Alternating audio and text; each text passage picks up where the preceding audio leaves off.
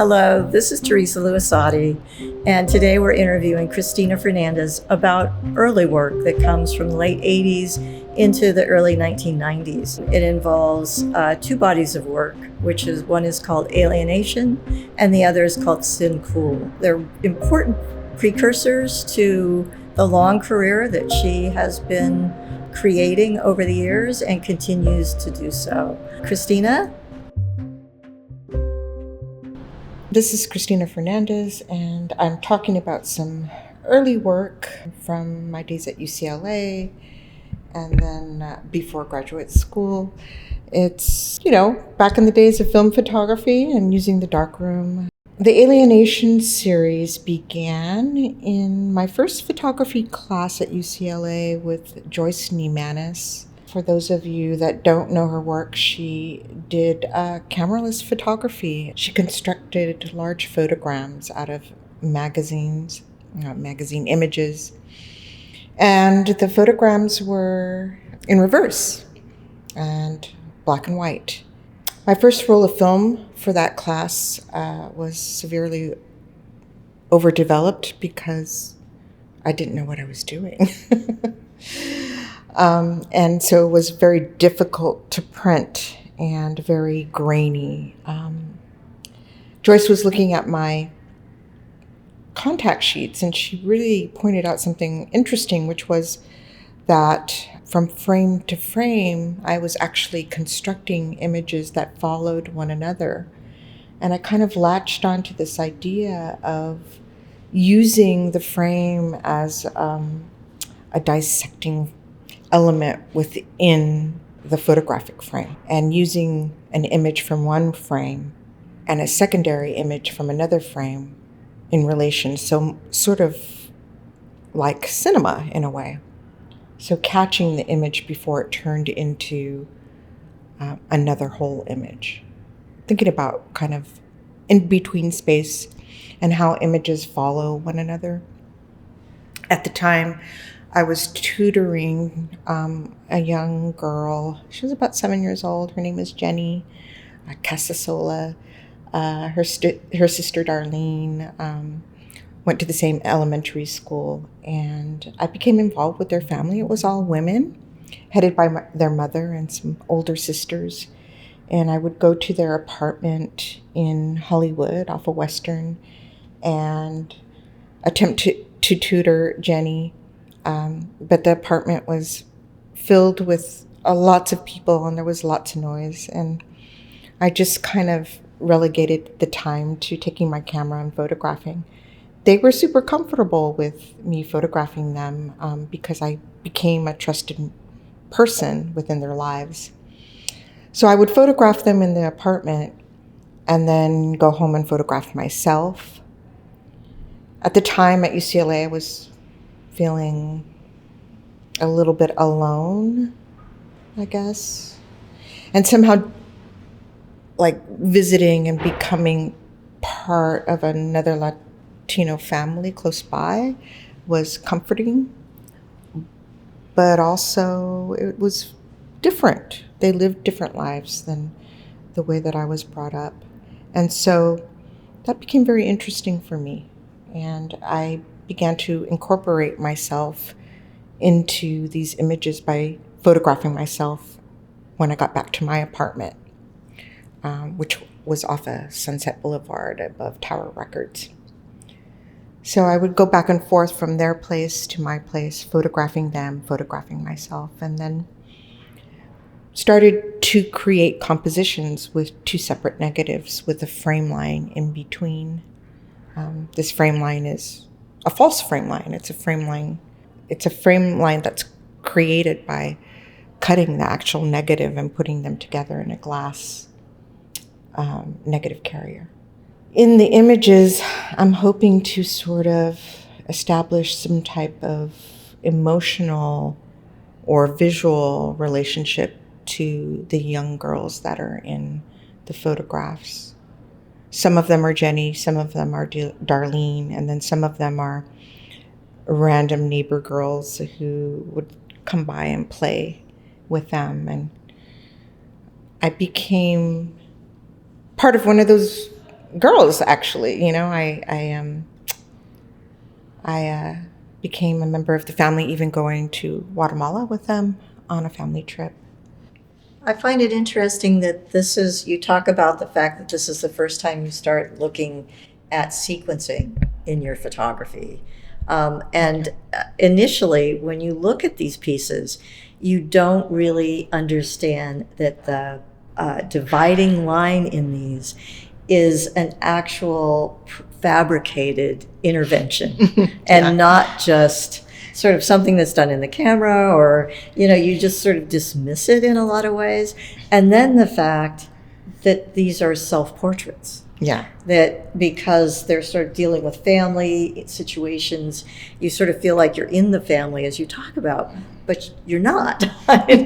So I'm fascinated to hear you talk about this, that these are so complex.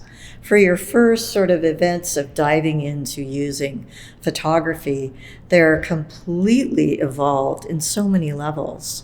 And it sort of begins to lead you into a whole career. Were you aware of what you were doing when this was happening, or? I was looking at the photographic image as a way to construct a visual image that meant something to me and that was saying something about my condition, about their condition, about women, about family, about, the emotion of youth and the deep lives that children have. That sometimes we dismiss, but also the deep life that I was going through emotionally at UCLA, and wanting to draw connections between me and them, basically. I mean, I guess you could say that these images are actually kind of related to Untitled Multiple Exposures, right? Where I'm manipulating another aspect of film photography, which is multiple exposure. Here, I'm manipulating sequencing and creating this false frame between image to image that is a stand-in for a real frame, right, on a 35 millimeter roll. Absolutely. Yeah. So after this, you move into a very different body of work, but still moving into this sort of self-reflection called Sin Cool, right? Maybe we can talk a little bit about that and the time period that this starts in. Well, I started producing Sin Cool just after graduating from UCLA, but I still think that these images are related to Joyce Jimenez's influence, actually, because of the reversal aspect of her photograms, where darker values are light and lighter values are dark. But I kind of use this in a way in these images as a symbolic device to talk about spirituality and religiosity. And, these images were originally photographed on 35 millimeter film, and then they were contact printed with a film that would turn them into positives. So I went from the negative to a positive transparency, and then enlarged the positive transparency in the dark room, sometimes stacking the positive transparency with an actual negative. So I get both negative and positive images in the same page, basically, on the same image. So in Enchanted, I'm using a positive image from a negative, right? This is the nature of darkroom photography. So the candles are positive, but the feet floating above in Enchanted are negative. And they're floating above through the trickery, right, of using two stacked negatives, basically, or two stacked transparencies, let's say. So there's both positive and negative in this image. Yeah. Whereas a lot of the other images are purely either negative or positive, right? This one is a combination of those. The other thing that affects me when I'm looking at these or intrigues me is that many of these have to do with, there's sort of like a crown of thorns, and then you're literally you're sewing up a wound on your body with a needle and thread. So they have this incredible intimacy to them, and you're sort of allowing the viewer to come into your body and feel this pain. Can you talk a little bit about this? Because they're negatives, we don't know it's you. Right. But they're so symbolic in what you use as symbols in the images. Yes, they're very fleshy, aren't they? I love it. it has everything to do with the fact that I'm photographing in a lot of cases my naked body and my flesh. But I'm putting them in reverse, so they're in a negative form. And so it separates that sense of reality a little bit because the values are inversed, right? And so that is the signal, right, or the sign that says we need to look at these in a different way, right? And so I'm playing with both spiritual and religious iconography. So for instance, bleed 1 and bleed 2 will bleed with the barbed wire crown of thorns. Obviously a reference to Catholicism. Yeah, and Jesus with his crown of thorns. But the barbed wire being a reference to being kept out, which was a direct reference to the border wall. And so wearing that as a kind of penance or punishment, right? And then with my hands sort of folded or in prayer as a triangle, and then inverted over my crotch area or my pubic area. So literally pointing up and pointing down, with blood coming between my legs, right? Referencing the menstrual cycle. So a different kind of bleed, right? And also a different kind of spiritual tradition in a way, honoring the woman's cycle. And then with Moon Goddess Reconstructed, that is a direct reference to the moon goddess who was chopped to bits, right? And that's why we see her in stages in the sky, right? When the moon waxes and wanes from full to crescent, right? And just putting her back together myself, right? I'm playing her, but I'm also putting her back together in this image. And then with Zygote, just sort of a reference to, yes, the woman's ability to procreate, but also the idea of procreating something more than human life, right? The spiritual aspect of the woman's body and of her place in society. So in all of these, I'm kind of doing a sort of a stand-in for the woman's body. I used myself in that way a lot over the years. I mean, this is just something I started with as a stand-in for like the larger idea of women, and not just pointing to myself, right? And that is another reason why I think I reversed the values, right? So we can get that, we can understand the imagery as more iconic than anything that's really dealing specifically with my personal life.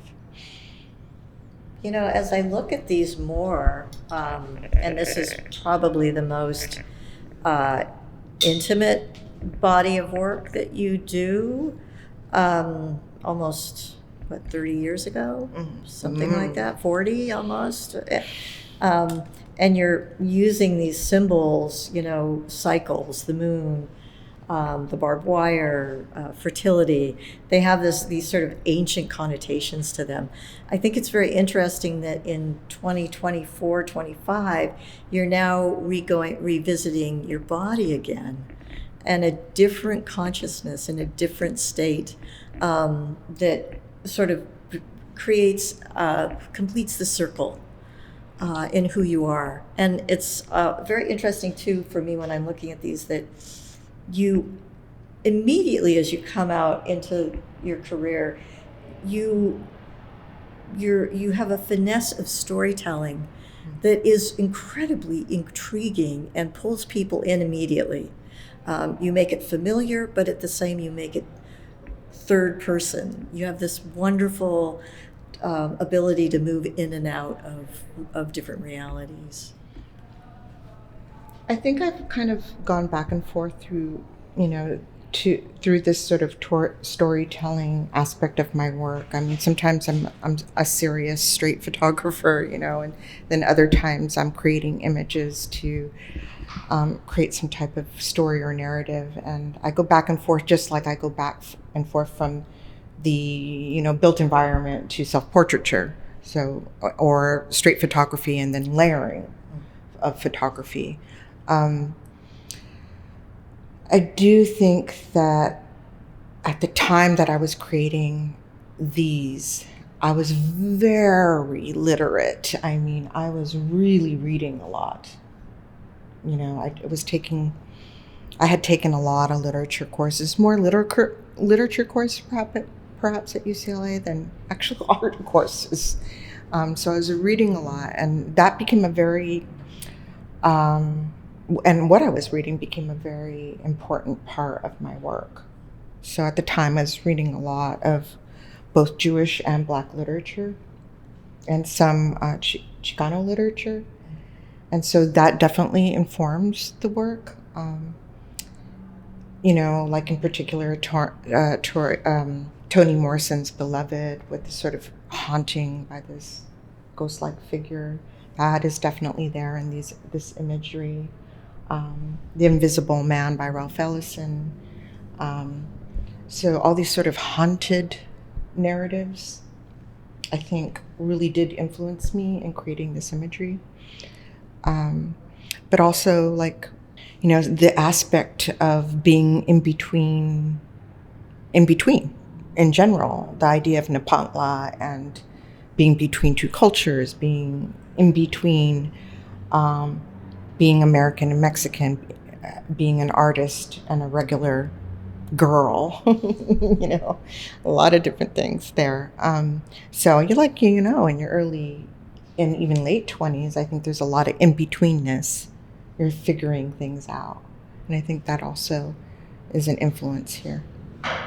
Trying to look at religion and spirituality, figuring out some type of path that was my own path, not something that was prescribed,